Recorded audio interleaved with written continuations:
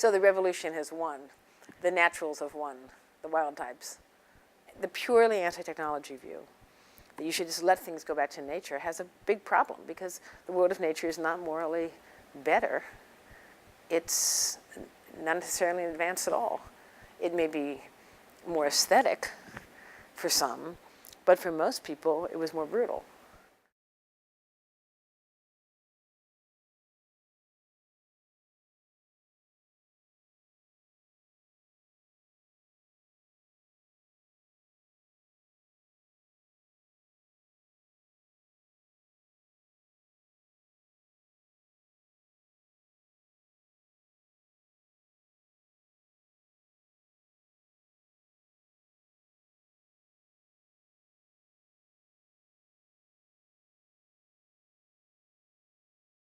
So you've got to, first you've got to say, what's the moment of nature that you like most, right?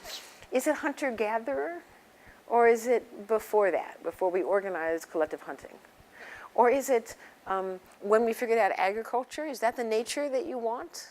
What should be our relationship to children and to the elderly who are completely non-productive? In a Darwinian system, they'd have to have some use value, or they would just be abandoned. So what aspects of the Darwinian system do you want to maintain and valorize, and what do you want to temper with your 21st century sensibilities?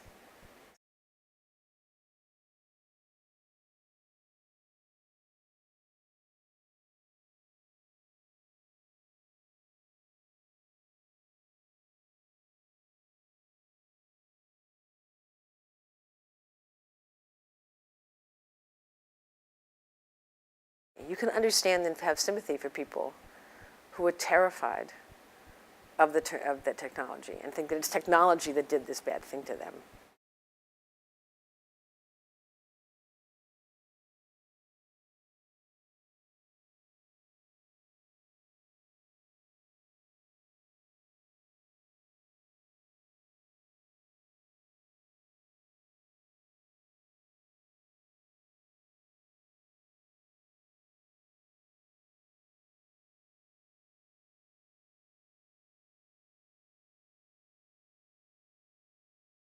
It's interesting to have this discussion because it is a religious discussion. It's questions about sin and redemption. It's questions about purity, classic questions of religion, about is this object pure, is this object not? And sometimes these are surrogates for discussions about the end of the world, about end times. I think that's part of what happens at every catastrophic threshold moment when it happens when things are getting better too. Right at these thresholds, people falter and want to go back into safer fundamental ideas.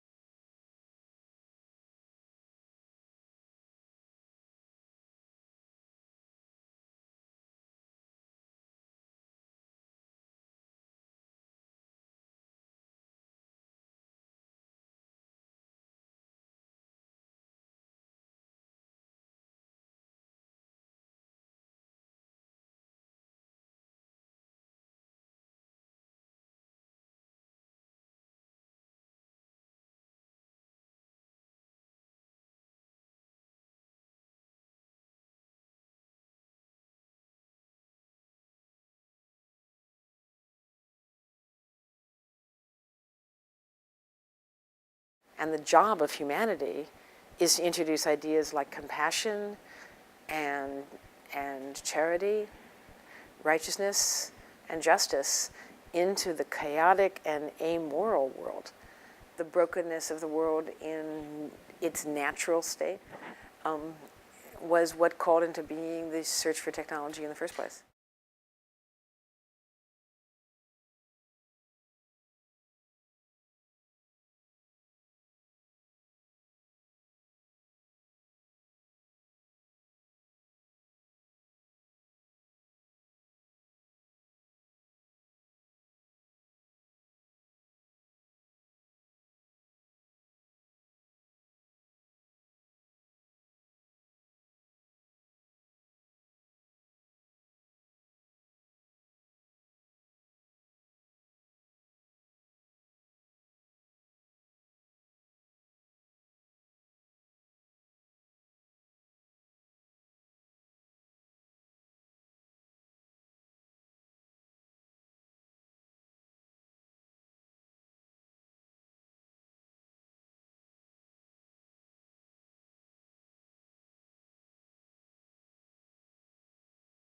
what's disturbing about it is people don't like that much mastery in creation of children. And what do you do if it doesn't turn out well, or what if it's only available to the rich, or what if it involves destruction of lots of traits that you think now aren't so desirable, but at a certain point you might change your ideas. So some of it, you'd have to think about reversibility in the project.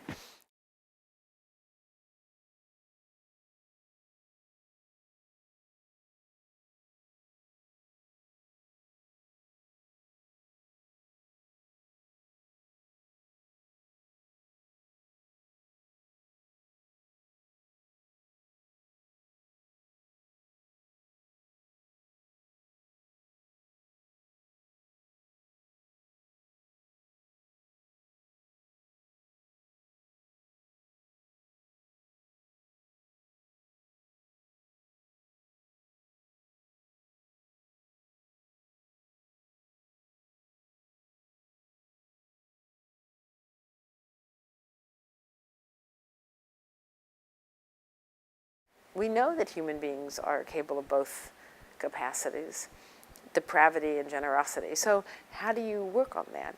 And the only thing we had before was words and trying to get nice people to marry each other, basically, and setting up the social apparatus that good and decent people would marry and raise good and decent children in societies where good and decent children were praised and where acts of love and generosity and justice were valorized, and acts of cruelty are discouraged.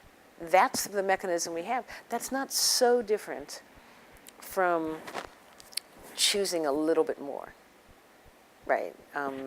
So it's not such a different experiment to think about that.